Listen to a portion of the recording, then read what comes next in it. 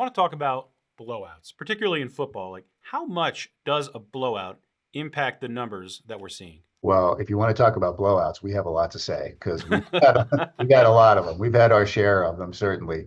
They impact the viewership a lot, right? You remember that the math of these viewership statistics is that it's always the number of people who tune in multiplied by the amount of time that they watch for, and then you divide that by the duration of the show, and that's your average viewership number. A blowout doesn't affect the number of people that tune in, but it does certainly affect the amount of time that they watch for. And we've seen it in some of the games that we've had this season. One of the interesting subplots, I guess, in the NFL ratings this year is that the two teams with the greatest national popularity, I think pretty clearly, are Kansas City and Dallas. Dallas has been at the top of that ranking for decades. Kansas City in the Mahomes era is now just as popular as Dallas is. So you've got two teams that have really separated themselves from the rest of the league. But the difference between Kansas City and Dallas seems to be that Kansas City plays a one possession game seemingly every week. I mean, they're always in a game that comes down to the final 2 minutes. And Dallas has played in a lot of blowouts. And it's just a unique circumstance where we have had Dallas on our air 14 times this year and last year, all of last season and so far this season. And 10 of those 14 games have been blowouts. And that doesn't even count the Baltimore game a couple weeks ago, which was a blowout. And then Dallas sort of made it close in the back door, and the final score was closer than the game really was. But we have had a huge number of Cowboys blowouts. And what's weird is that it's not like they're winning all those games, and it's not like they're losing all those games. In those 10 blowouts, Dallas is 5-5. So I think something that's really having a big influence on NFL viewership right now is that the Cowboys and Chiefs are the top two teams. Every Chiefs game seems to be a 3-point game. Every Dallas game seems to be a 20-point game. I'm gonna see what I can do. I'll see if I can talk to Dak and like really tell him to improve some of those stats so he can get you some better numbers. We would appreciate that. Thank you. Fox is the majority owner of Big Ten Network, and I'm curious, how tough is it for you and Nielsen to, really get solid ratings for a network like this? And I say that because we're around 10 years in, SEC network, Disney, not rating that network, ACC network, also not rated. Yeah, I don't think it's that difficult, actually. I don't know that it's any more difficult for Nielsen to rate Big Ten Network than it is for them to rate FS1 or FS2. The distribution difference between FS2 and BTN really isn't that great. The viewership for college football on Big Ten Network is oftentimes better than it is on FS1. I don't think there's any logistical difficulty there in Nielsen rating it.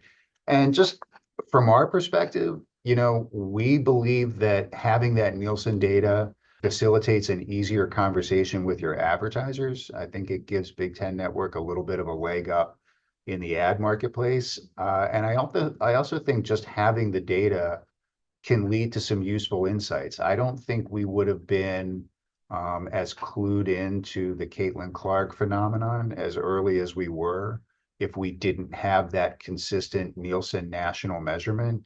I think a lot of networks now are starting to wake up to the potential of collegiate volleyball, women's volleyball. It's another thing that I credit Michael Calderon at Big Ten Network for being probably the first to really identify that.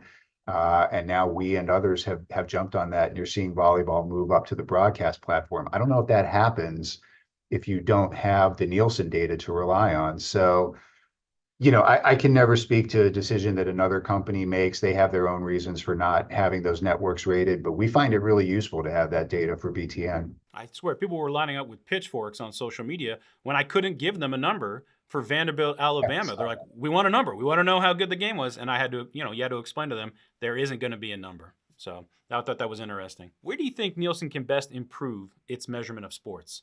Well, I think there's a significant improvement coming, right? We talk about the impact of out-of-home measurement. I think what gets overlooked, just a little nuance in it, is that since out-of-home measurement was introduced 4 years ago, it has only covered 2/3 of the country. So there's that third that is mostly smaller towns and rural areas that isn't measured. And Nielsen's in the process of bringing that into the measurement. So by the time we get to this year's Super Bowl, which we have, we will have out-of-home measurement in 100% of the country. And that is going to have a significant impact on the overall viewership totals. It's going to be significant for the Super Bowl. And because that extra third represents, as I say, smaller towns and rural counties, I think we're probably going to see a disproportionate impact to college football next year. And I think we'll probably see a disproportionate impact to NASCAR as well. So that expansion of the out of home is really useful. I talk to Nielsen all the time. They're an incredibly important partner for us. The relationship is very much collaborative. And what I tend to focus on is the need for Nielsen to preserve their integrity as an independent scorekeeper for this business. I get very concerned about anything that puts at risk the perception that Nielsen is fair and impartial and independent. Whenever there's a research question, a measurement question where independence is potentially at odds with accuracy, I'm always going to favor independence. I think it's actually more important for Nielsen to be an impartial scorekeeper than it is for Nielsen to embrace changes in the methodology that might actually result in more accuracy, but could potentially favor one partner over another. And I think that the most recent example is that Nielsen is starting to incorporate first-party data from tech companies rather than exclusively using the panel data that they've used for 70 years. And candidly, I, for one, am opposed to that. I think that's actually dangerous, and I think it puts Nielsen's impartiality at some risk. And I would prefer for them to continue to just use panel measurement, but I think a lot of the business feels differently. All right, Mike, a couple final questions here to wrap things up. Has the UFL settled into a legit spring business for you all? Oh, yeah, definitely. I mean, I've been saying for the last year that the UFL is here to stay. And I think it's important for fans to hear that message because, there are passionate football fans out there that have maybe had experiences in the past where they devote some time and attention to spring football. And then after a year or two, the league is gone, whether that's the first version of the XFL, the second version of the XFL. We want fans to feel like if they devote their time to following this league, they're not going to have the rug pulled out from under them. This league is going to be there for a long time. And I think that's accurate because we have great media partners. We have great business partners. And I think we get a little bit better in scheduling the league every year. We want as many games as possible to be on the strongest possible platforms, which means Fox Broadcast, it means ABC, and it means the flagship ESPN network. We improved in getting more games on those outlets last year. And what you'll see this year is that part of that Friday night sports strategy that we talked about earlier, it isn't just college football in the fall. It's college football in the fall, and then it's going to be Friday night college basketball all winter. And then it's going to be the UFL in the spring. And because we will now have this Friday night window for the UFL, it's going to make it easier to schedule the other games on broadcast networks or on ESPN on Saturday and Sunday. And I think you're going to see a very, very high percentage of UFL games on the strongest possible platforms. And that's going to make a big difference. So feel good about the way we're scheduling it, feel good about the way it's evolving. And I think it's something that's going to be around for 10, 20 years and beyond. And it's just going to become a standard part of the spring calendar. Friday Night Lights all year long. Loving it. We want. All right, we'll get you out of here on this. What's the biggest thing in sports media you're paying attention to in Q4 and into 2025? You always have to start with the NFL, right? When the question is, what are you paying the most attention to? It is always going to be the NFL. And in the short term, that just means some of the ratings that we talked about earlier, our expectations for the rest of the year, possible changes to the schedule via flex scheduling and how that will sort of impact the rest of our season. And then in the longer term, it's not too early for us to be thinking about what the next NFL deal could look like.